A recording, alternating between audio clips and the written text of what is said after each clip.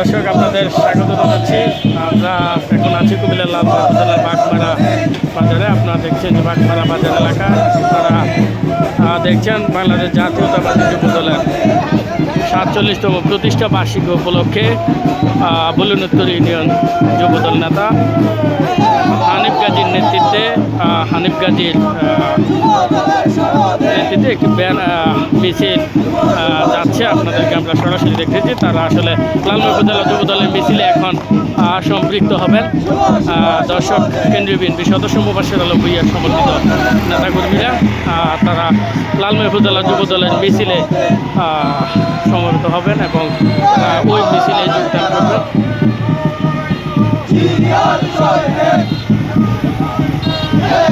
লড়াই